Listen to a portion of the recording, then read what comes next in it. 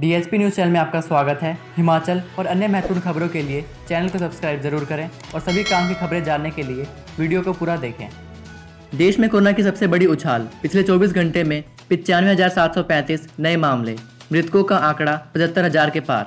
देश में कोरोना संक्रमण के मामलों में एक बार फिर उछाल देखने को मिला है। गुरुवार को एक बार फिर एक दिन में कोरोना संक्रमण के नए मामलों ने सभी रिकॉर्ड तोड़ दिए। गुरुवार को 95,735 नए मामले सामने आए। इन नए मामलों के साथ देश में कोविड-19 के मरीजों की संख्या बढ़कर 44,65,000 से अधिक हो गई है। लेकिन राहत की बात यह है कि बीमारी से ठीक होने वाले लोगों की संख्या में भी इजाफा हुआ है। आंकड़े के अनुसार अब तक 34,71,000 से ज़्यादा लोग ठीक हो चुके हैं। पिछले 24 घंटे में 1,172 लोगों की मौत होने से मृतकों की संख्या बढ़कर 75,062 हो गई है। देश में संक्रमण के मामले बढ़कर 44,65,864 हो गए हैं, जिनमें से 9,19,018 लोगों का उपचार चल रहा है और 34,71,784 लोग उपचार के बाद इस बीमारी से उबर चुके हैं। हिमाचल में कोरोना से 6 और मौतें, 288 नए मरीज, रोजाना 5,000 सैंपलों की हो रही जांच। हिमाचल में कोरोना से 6 और लोगों की मौत हो गई, जबकि 288 नए मरीज सामने आए हैं। बुधवार को सोलन जिले से 3, कांगड़ा, सिरमौर, ऊना से एक मरीज की मौत हुई है। आईजीएमसी में पावंटा साहिब से इलाज के लिए आए कोरोना वायरस पीड़ित मरीज ने दम तोड़ दिया। मरीज को निमोनिया और सांस लेने में तकलीफ के चलते आईजीएमसी रेफर किया था। आईजीएमसी में ही एक सोलन के मरीज की भी मौत हो गई। इसके अलावा सोलन में 2 और लोगों की मौत हो गई। इसमें एक गर्भवती महिला की परवाणु में मौत हुई, जो बिहार की रहने वाली थी। इसके अलावा नालागढ़ में एक 45 वर्षीय मरीज की मौत हो गई। उधर ऊना जिले में एक दैनिक समाचार पत्र में कार्यरत 30 वर्षीय मीडिया कर्मी की मौत के बाद रिपोर्ट कोरोना पॉजिटिव आई है। बहडाला के युवक को बुखार था और शुगर की समस्या भी थी। बुधवार सुबह युवक की तबीयत खराब होने पर परिजन उसे क्षेत्रीय अस्पताल ऊना ले आए। हिमाचल में महंगा होगा अब वाहनों का पंजीकरण करवाना। हिमाचल में अब वाहनों का पंजीकरण करवाना महंगा हो जाएगा। निर्माण कार्यों के दौरान प्रयोग में लाई जाने वाली मशीनरी का पंजीकरण भी अब 1 साल के लिए नहीं, बल्कि अन्य वाहनों की तरह 15 साल के लिए होगा। परिवहन मंत्री बिक्रम सिंह ने बुधवार को प्रदेश मोटर यान कराधान संशोधन बिल सदन के पटल पर रखा। इस बिल के तहत प्रदेश में वाहनों का पंजीकरण महंगा हो जाएगा। संशोधन के लिए लाए गए बिल में 50,000 तक की मोटरसाइकिल पर 7% रजिस्ट्रेशन फीस देनी होगी। 51,000 से 2 लाख तक की मोटरसाइकिल पर रजिस्ट्रेशन फीस 8% और 2 लाख से ऊपर की मोटरसाइकिल पर रजिस्ट्रेशन फीस 10% होगी। शिमला में सामुदायिक प्रसार के चरण में पहुंचा कोरोना वायरस। हिमाचल की राजधानी शिमला में कोरोना वायरस सामुदायिक प्रचार के चरण में पहुंच गया है। सीएमओ शिमला डॉक्टर सुरेखा चोपड़ा ने इसकी पुष्टि करते हुए कहा, क्योंकि इस महामारी का समुदाय प्रसार का दौर देखा जा रहा है, जिसकी पुष्टि हर दिन कोविड-19 के आंकड़े करते हैं। कोरोना मामलों में दिन प्रतिदिन बढ़ोतरी जारी है, जिनमें इंडेक्स केस का पता नहीं चल रहा है और न ही किसी प्रकार का यात्रा इतिहास पाया जाता है।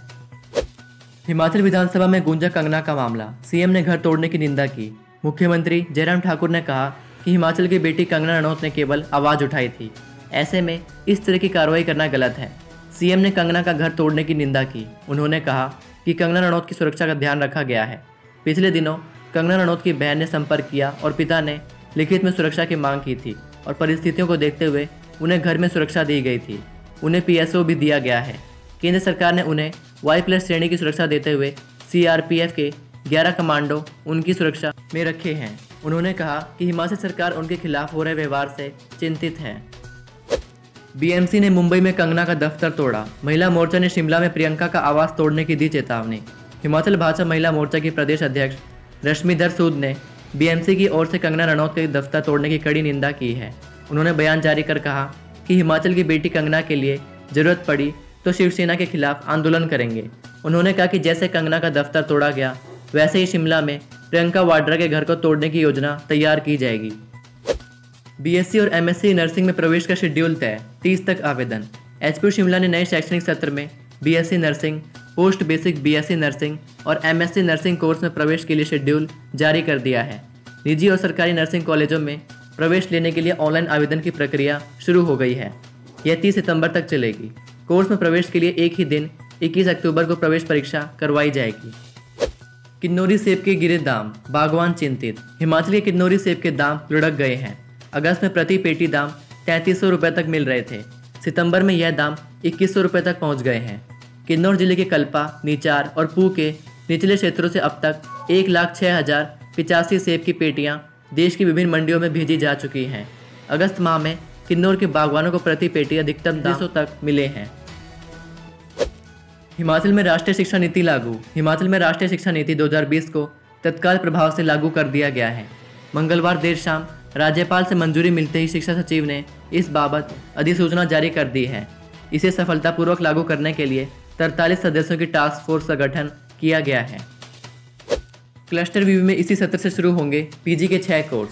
क्लस्टर यूनिवर्सिटी मंडी में इसी शैक्षणिक सत्र से पीजी कोर्स शुरू होंगे। पहले चरण में मंडी कॉलेज में physics, chemistry, botany, zoology, MA history और एमबीए कोर्स शुरू होंगे। नए शैक्षणिक सत्र में कक्षाएं शुरू करने की तैयारियां शुरू हो गई हैं। कक्षाओं को यूनिवर्सिटी का भवन बनने तक अस्थायी तौर पर मांडव कॉम्प्लेक्स में संचालित किया जाएगा। वीवी भवन का निर्माण 55 करोड़ की लागत से वल्लभ कॉलेज कॉम्प्लेक्स में ही किया जा रहा है। पर्यावरण मंत्रालय के नोटिस के बाद कीरतपुर नैरचौक 4 लेन कार्य बंद। पर्यावरण मंत्रालय के दूसरे नोटिस जारी करने के 24 दिन बाद वन विभाग बिलासपुर ने कैंची मोड़ से लेकर गरा मोड़ तक कीरतपुर नैरचौक 4 लेन के निर्माण कार्य को बंद करवा दिया है। विभाग पिछले 1 माह से national highway authority of India को पर्यावरण मंत्रालय के नोटिस पर काम बंद करने के आदेश जारी कर रहा था, लेकिन NHAI ने काम बंद नहीं किया था। वहीं वन विभाग बिलासपुर के मुख्य अरण्यकाल ने टीम मौके पर भेजकर काम बंद करवाया।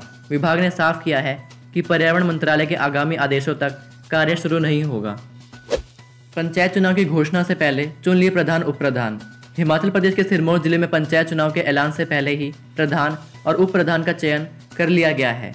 मामला कोटी उतरव से कटकर नई बनी बंबल पंचायत से जुड़ा है। शिरगुल महाराज के मंदिर में एकत्रित होकर ग्रामीणों ने पर्ची डालकर इसका फैसला लिया, जिसमें प्रधान और उप प्रधान के नाम तय कर लिए गए।